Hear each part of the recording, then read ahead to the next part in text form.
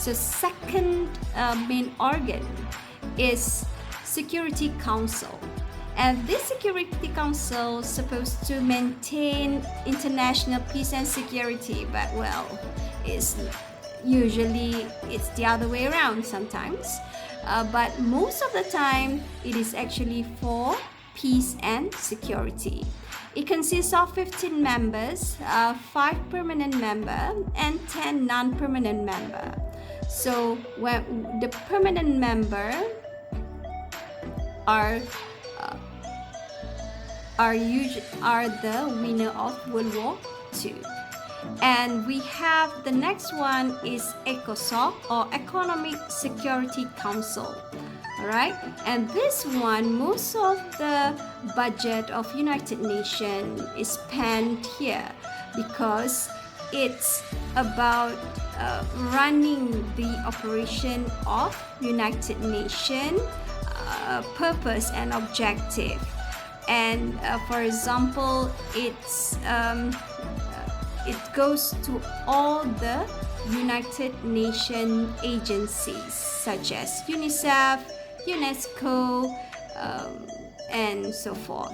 All right, and we do have trusteeship council, but I think now they are not really functioning anymore due to all countries are independent countries. Then we have International Court of Justice. This one is a principal judicial organ of the United Nations, and it is not in New York, it is in Netherlands, Hague. Okay, Hague in Netherlands. And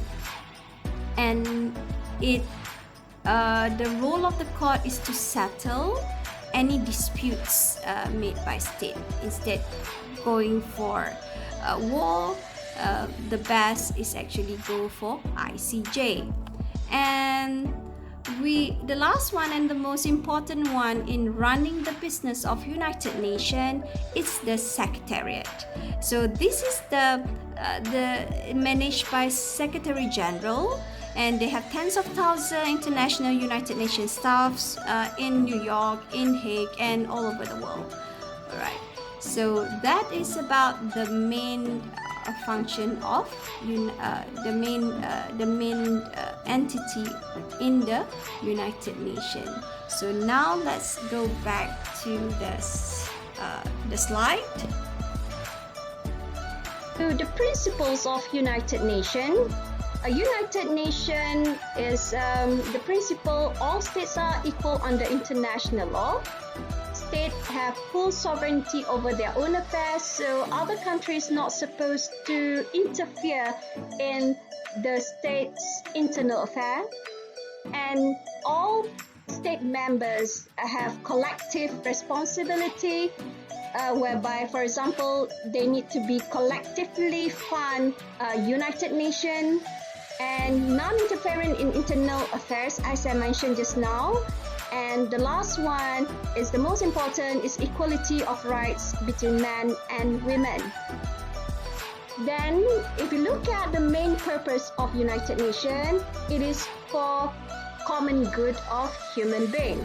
Number one is to keep peace rather than to have a war, because United Nations established after World War II. And number two, to develop friendly relations among the nation in order to promote diplomacy, to promote more dialogues in order to understand the common interests of each countries. To help nations work together to improve lives of the poor. So we do have now SDG, we call it a Sustainable Development Goal 2030.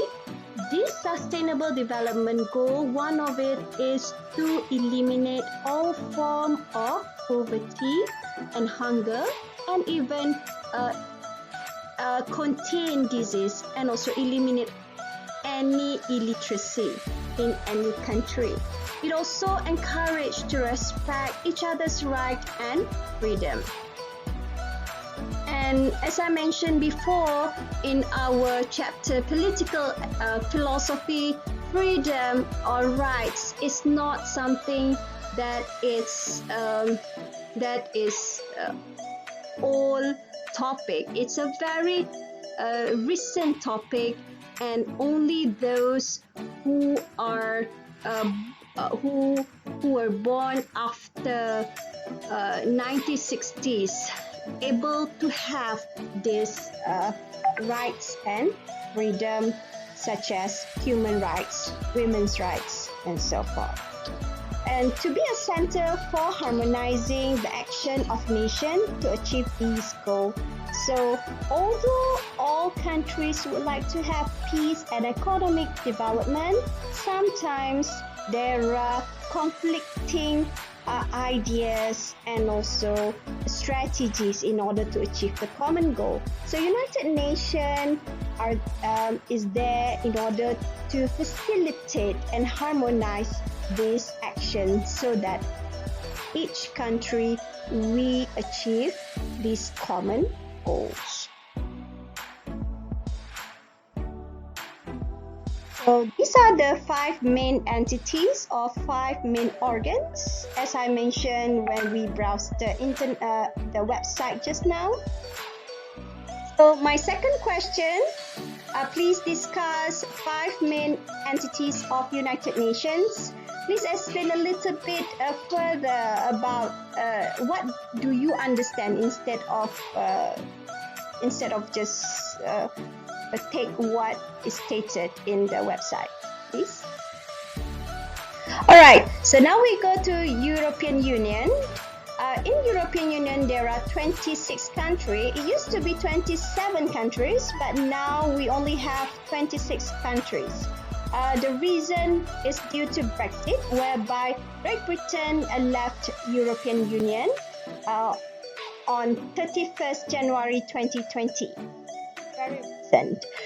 So what is European Union? It's fully established after World War II, started after World War II, and here has nearly 500 million citizens, and it started, of course, because of economic reasons, and then it's established under the Treaty of Rome, whereby Germany, France, Italy, Belgium, Netherlands, and Luxembourg created 2 organizations, call it Euratom and also EEC. And the European structure, and we will browse to the website after this, and you can see how European structure in the website. So this is what we call highly integrated, whereby we can see the structure visible, and there's a certain amount of power held by all these councils and components. Next is ASEAN member country. ASEAN. This is the European Union website. As you can see, there are many languages here, and let's click at English. Where's the English? English. All right. So we click here. All right. So we can see about European Union.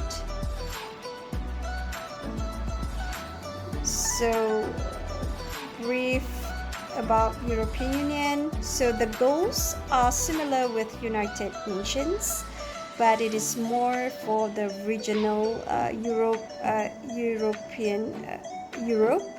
and promote peace, offer freedom, security, combat social exclusion, scientific, and the values you can see for human dignity, freedom, democracy, equality, rule of law, and of course human rights. And if you can see here, it is started, as I mentioned, started with 27 European countries until we have Brexit, and